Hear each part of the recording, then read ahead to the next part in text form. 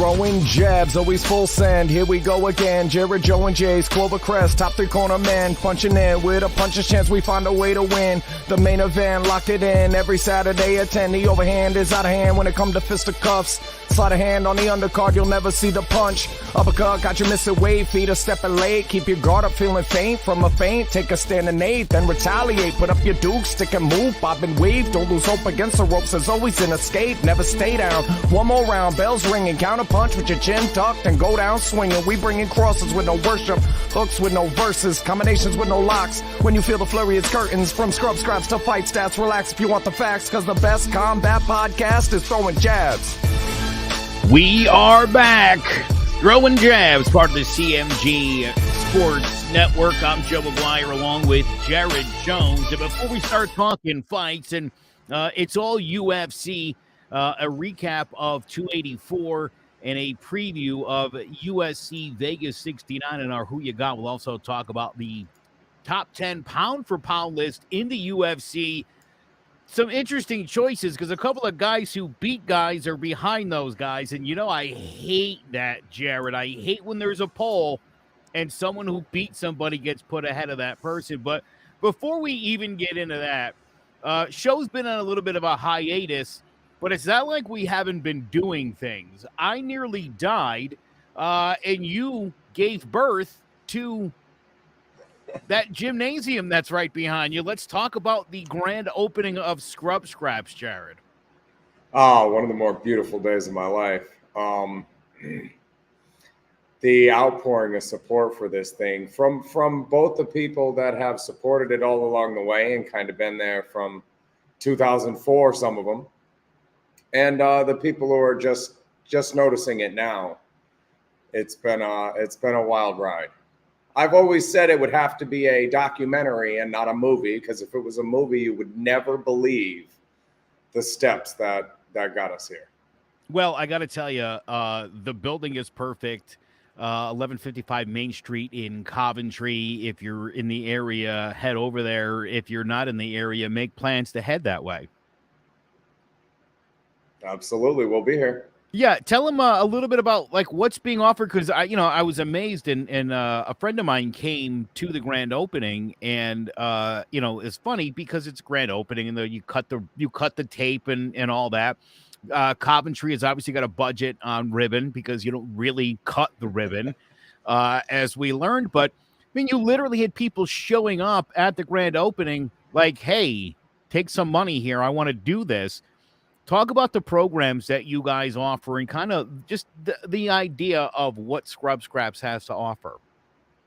I believe that if you're looking for a gym to train in to be a world champion boxer, this is one of the lesser gyms in the state. There are worse you could go to, but there's also better if that's your goal. But if you want to win at life, this is the greatest boxing gym in the country. We've got exemptions from USA Boxing. We've got our 501 from the IRS. And I believe that between my office, where I can do conventional therapy, I sit down and do talk therapy. I offer hour sessions that are just that. And some people, that's their greatest way to grow.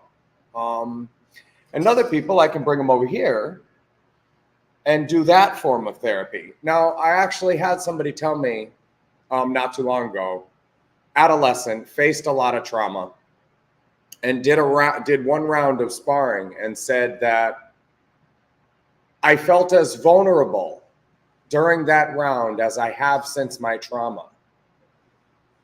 I put myself in a position where you really could hurt me. And then you didn't. You instead used that vulnerability to teach me how to react when I'm uncomfortable.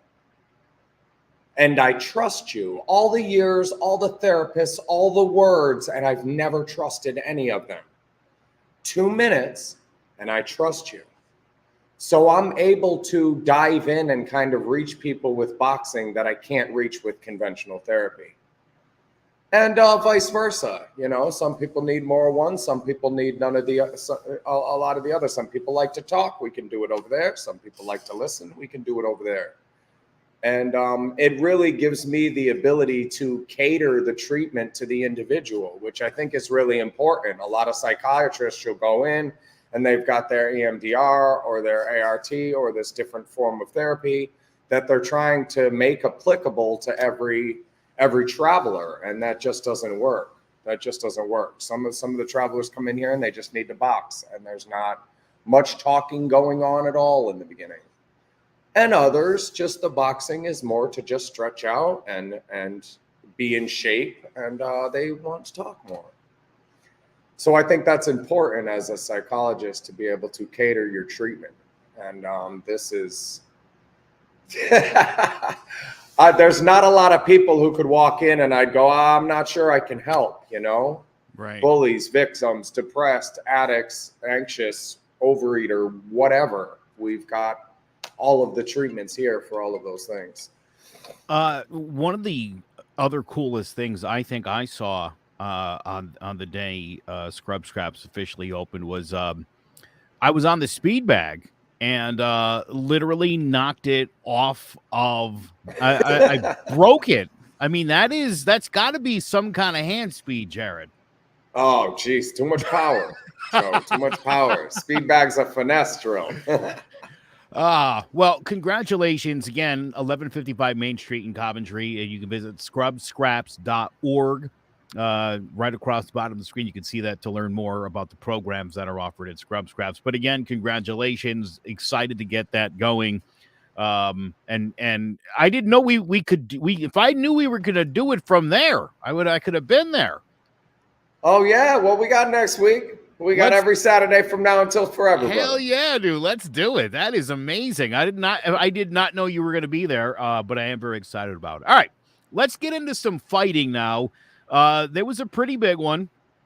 Islam Makhachev and Alexander Volkanovski at UFC 284 in Australia. It was a very pro-Volk crowd.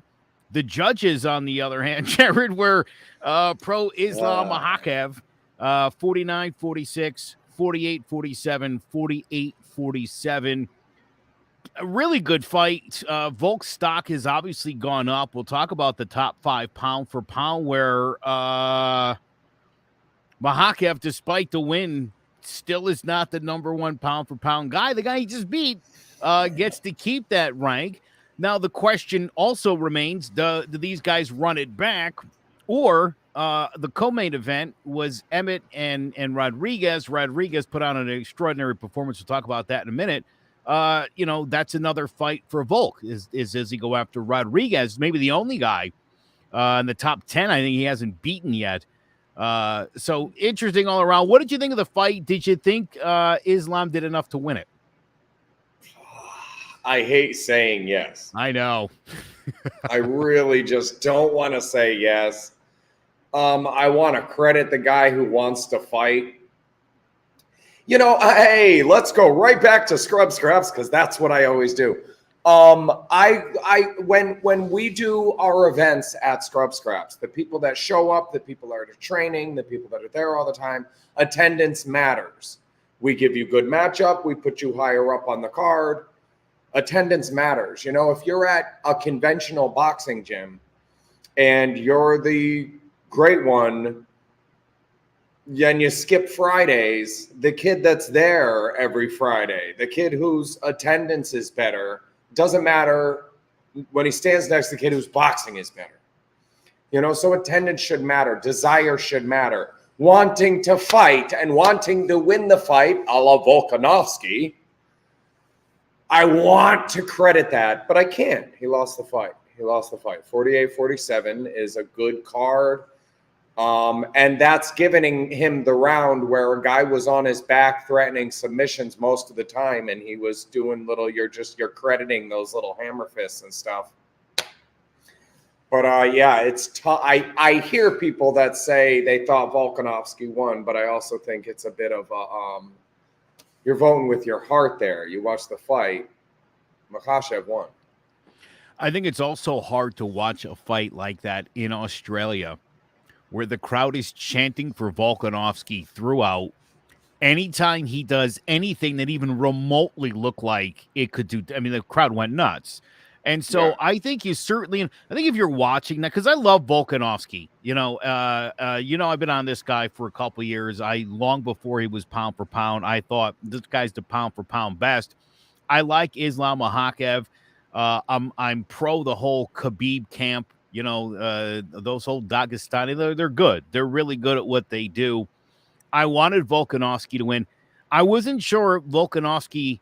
I didn't think he was going to go 5 rounds. I will say that. Again, I think it just goes to prove how good Alexander the Great is. There's a reason they call him that. There's a reason he's dominated that division for as long as he has, beaten anybody who's anybody, and decided to move up. I thought that was a gutsy move. The height was a concern, didn't play out into the fight at all. Very evenly matched, these two. Do you want to see them run it back, or are we getting too used to that now in this sport where it's like, that was close, run it back, and then if it's close again, we'll run it back another time?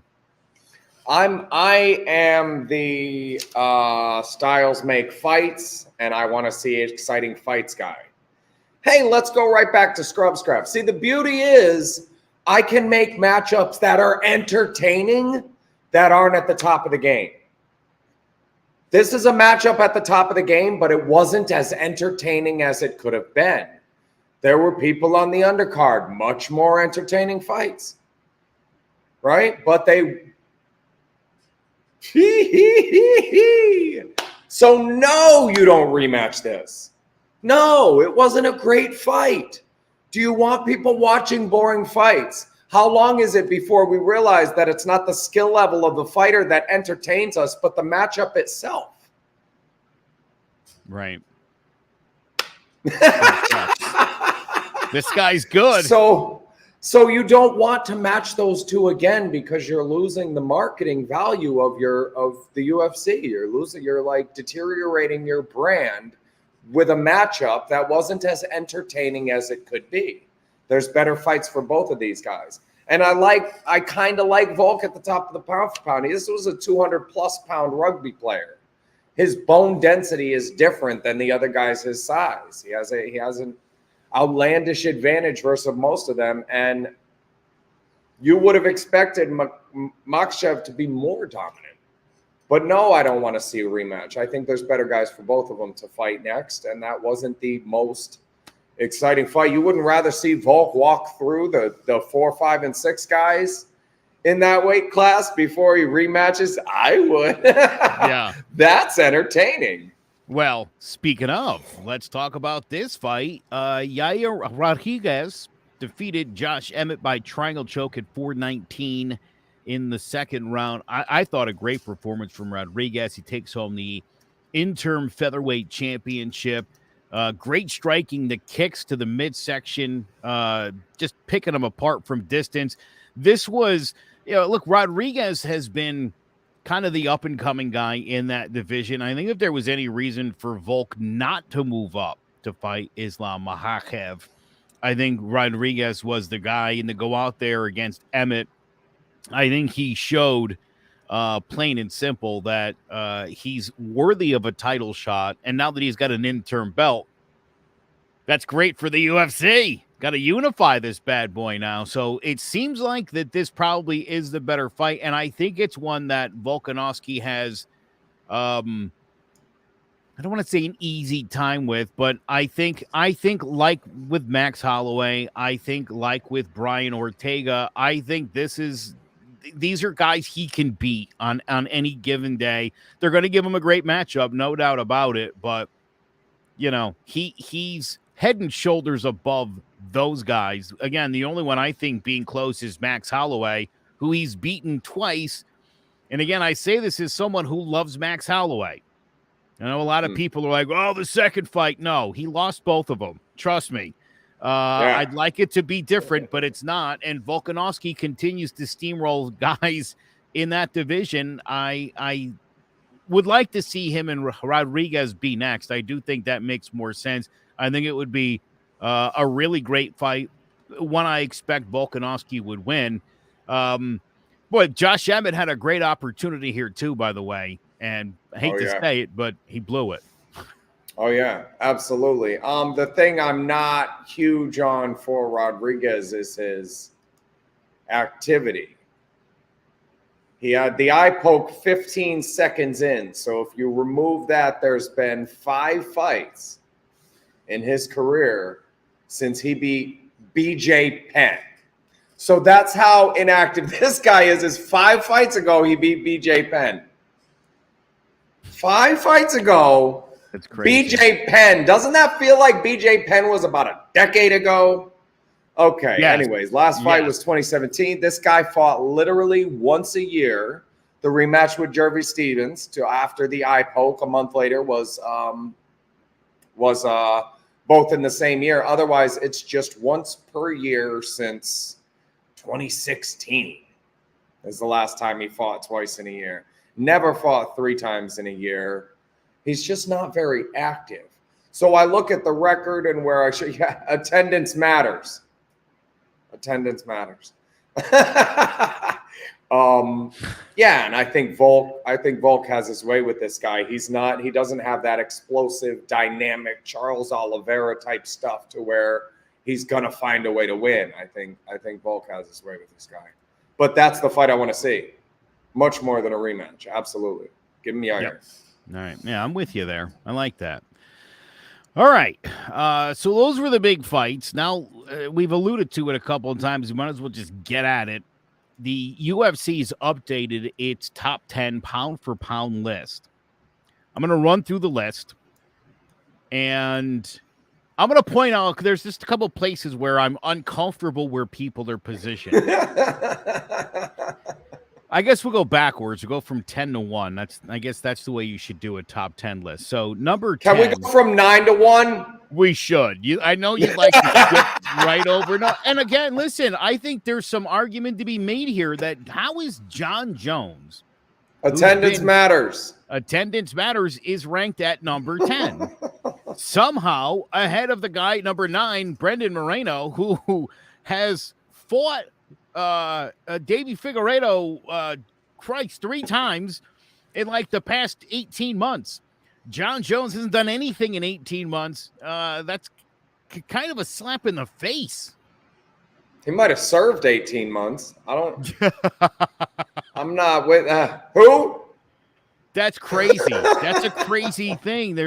My God, there's so many great fighters in the UFC that are fighting week in and week out. And that's the issue I have. You're going to go ahead and have Makhachev rematch Volkanovski when it wasn't a very exciting fight and deteriorate your branding and deteriorate the UFC and make your marketing harder. And then for marketing and branding purposes, you're going to leave Jon Jones at number 10. Like, you're contradicting yourself. This is getting silly. UFC is getting closer and closer to boxing as far as we go. We might be fixing them both before we're all said and done here. Might have to. Coming in at number 8, Charles "The Bronx" Oliveira. Coming in at number 7, Aljamain Sterling. Number 6, Alex Pereira. And right ahead of him at number 5, the guy he just beat for that belt, Israel Adesanya. I like that. They actually fought. I've never been a fan of those. They fought, and number 6 beat number 5. How can anybody look me in the eyes and be like, he's better? Well, and if we're going to do that, that number 8 is far too low. If we're playing that game where it's okay to lose one, then Charles Oliveira could be 3 on this list. No problem for me. Still underneath the guy he lost to. Yes. But higher than he is. I agree. That is great. Number 4. Also, that said, hang on one second before you move on. That said, Chris Weidman is not going over Anderson Silva on anybody's list. Teofimo Lopez is not going over Loma on any of these lists. So for some of these in particular, because of the weight class, that's why we do pound for pound. So that Loma's going to be on the pound-for-pound list ahead of Teofimo Lopez, even though he lost to him because he's a little bit smaller, and I'm comfortable with that. So, again, I look at Adesanya and Pereira. Again, we know as long as these guys have been in each other's orbit, Pereira has been the better fighter. Not necessarily in the UFC, but he's been great since he's been in the UFC, and then he beat Adesanya. That seems like a no-brainer to me. It really does. These guys, I cannot believe. And I thought when I first saw, the first time I saw the old highlight, the grainy SD highlight of Pereira knocking out Adesanya, I thought, this reminds me of something. And it has followed that. It's followed the exact same timeline.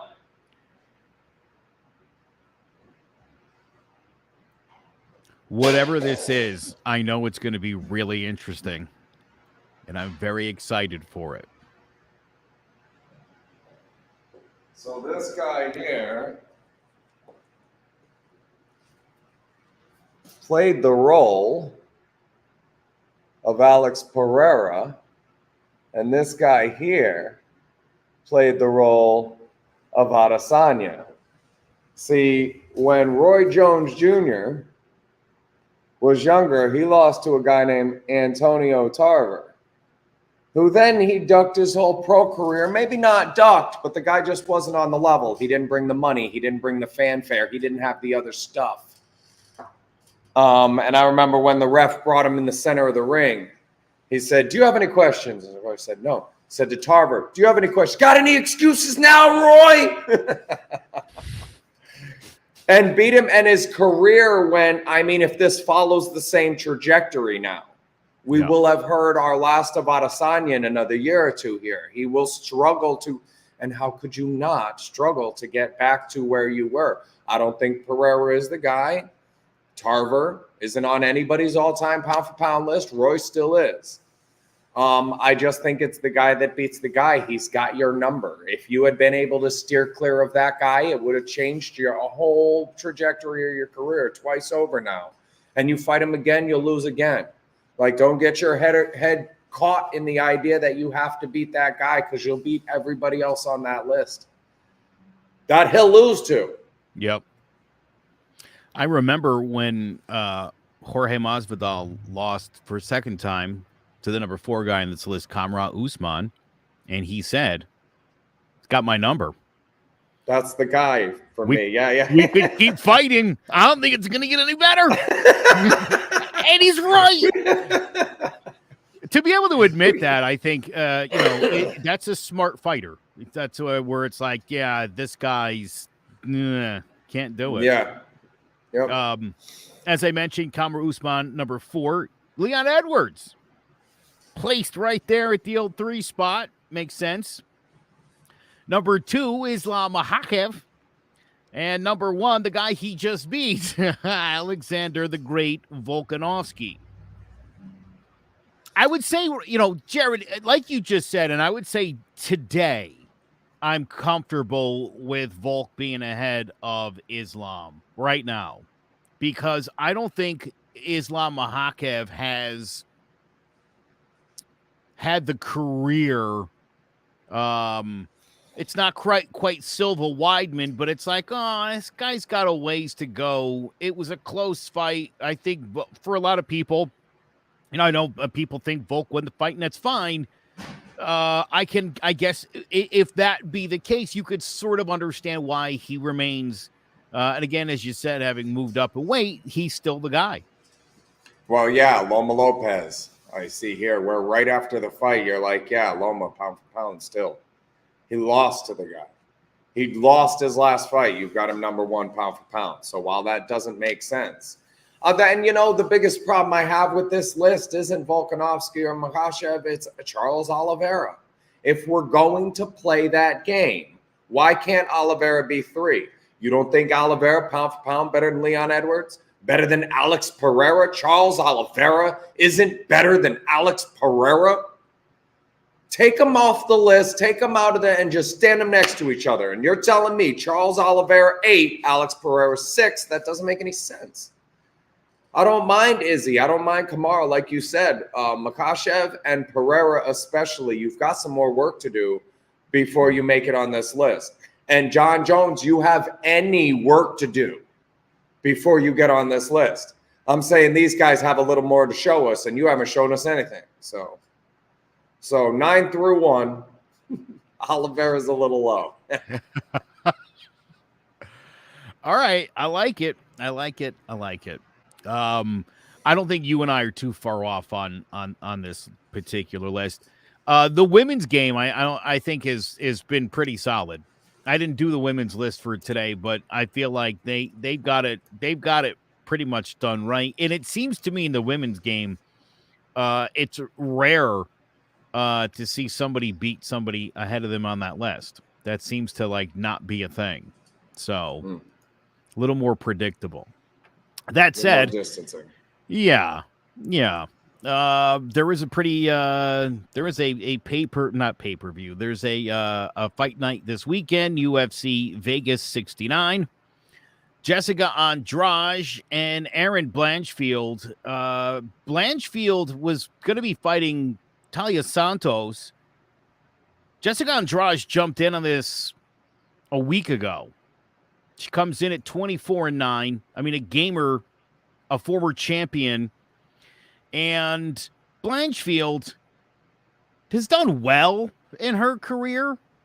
I'll say this. She's definitely a top prospect. I don't know if she's ready for Jessica Andrade. It sure doesn't seem so to me. Dude, that's tough. Because you've done all right, but I'm not looking at Molly McCann and JJ Aldrich as the top of the game. Those are gatekeeper types, maybe. Maverick's a good win. Alpar, it's just not in here, honestly. Split decision loss to Cortez at Invicta. Yeah, this is a good record, but I think it was more you're 10-1. I don't want to say you were feeding her to Santos, but from a marketing standpoint, you were feeding her to Santos. Yeah. And now you have a main event where neither girl really looks like they're in that step to make neither one of these women really feel like top of the game to me. They're fighting to see who can become a gatekeeper. Yeah. Well, and this is why this isn't a pay-per-view. Right. Andrade on a 3-fight win streak, having beat Cynthia Calvillo, Amanda Lemos, and Lauren Murphy. And Lauren Murphy hasn't quite looked the same since the beatdown to Shevchenko. Yes. I will say that. The last loss Andrade had was to Shevchenko. It was a 3-loss in 4-fight situation for Andrade. She lost to Zhang Wei Li, to Rose Namajunas, beat Caitlin Chikagian, and then lost to Valentina. And if you go through at the 24-9 mark for Andrade's career, I just mentioned some of the losses. Joanna Jędrzejczyk, Raquel Pennington, Marianne Renault, Liz Carmucci, Jennifer Maya. She has lost who's who to the who's who of women's UFC. My goodness. And again, has the championship. This is a great fighter. And I definitely have the feeling that Blanchfield could end up being in a little over her head on this one. And as I look at the rest of this card for tonight, which, by the way, has Ovince St. Preux in the prelims. And sometimes I say that and you're like, oh, must be a stacked card. No, that's how bad Ovince St. Preux is. This card is not great tonight at all. Clayton Carpenter, keep an eye on. But my question for you, Joe, when you say you think maybe she's a little bit out of her, who's the best opponent of Blanchfield's career? Is that JJ Aldrich? Probably. Maybe Molly McCann? maybe. Okay. Right? Do those either or? Yeah. Okay. Do those girls lose to Raquel Pennington? Probably. Marion Renault? Probably. Liz Carmouche? Probably. Jennifer Maya? Probably. Angela Hill, Yen Jacek, Claudia Judgment Gilday, Tisha Torres, all of these girls, Rose, Zhang, all of these girls beat both of those girls. Shevchenko, Cavallo, Lemos. I'm taking any one of those over both of her best wins. So win, lose, or draws in there for Andrade. She's got every single person on her list, beats every person on your list. It just doesn't look like a good matchup. That said, Blanchfield catapults herself into that conversation should she beat Andrade. Yeah. I don't think can you not put her there? Yeah, I mean, Andrade is the clear gatekeeper. So you make it through the gate if you beat her, and I don't think she does. Yeah, I mean, I think if she's fighting Talia Santos, it's a much different. I think it's a real challenge. It would be a difficult thing to do. I think she could have done that. I think it would have put her in line for a bout probably with Shevchenko, which not doing the girl any favors here. I do think that this with Jessica Andrade, again, who is somebody. Even getting Jessica Andrade on a week notice, I think that is difficult. I think that's a really difficult thing to do. Just stylistically. Oh yeah. I mean, my goodness. And you know, look, in the women's game, there are not a lot of, I shouldn't say that. That's not right, but there are people who can put you out with one punch. Jessica Andrade is definitely somebody top of my mind who can do that. So you're right. You're really putting yourself. She had 9 knockouts in her career. I think that's as if Blanchfield didn't have enough things to worry about in this fight. A fight with Santos was going to be tough. I just think this makes it so much more difficult for her. Oh yeah. This is a tougher fight because of how well-rounded Andrade is. That said, Santos is fierce and may have stopped her earlier.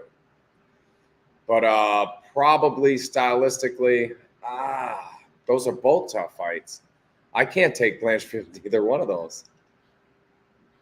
Yeah, I'm telling you, not a great scenario. Any which way you fry it. Unfortunately, boxing's been in a little bit of a lull. Not much going on.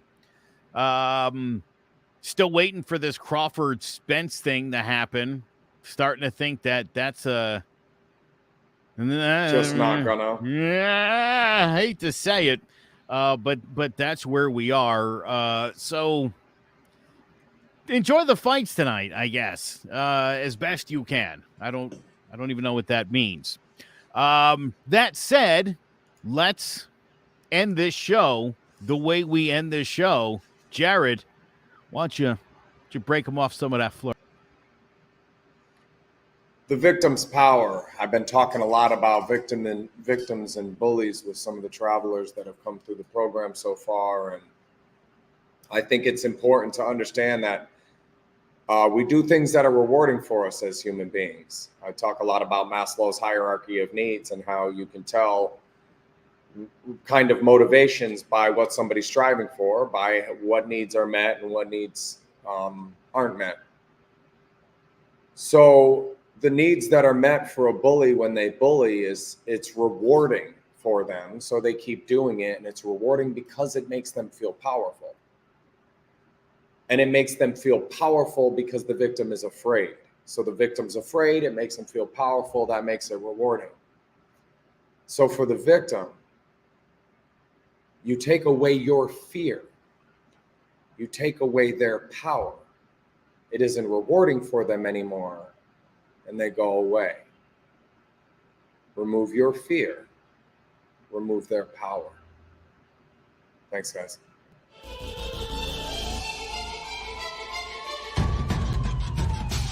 Throwing jabs, always full send. Here we go again. Jared, Joe, and Jay's Clover Crest, top three corner man. Punching in with a puncher's chance, we find a way to win. The main event, lock it in every Saturday at 10. The overhand is out of hand when it comes to fisticuffs.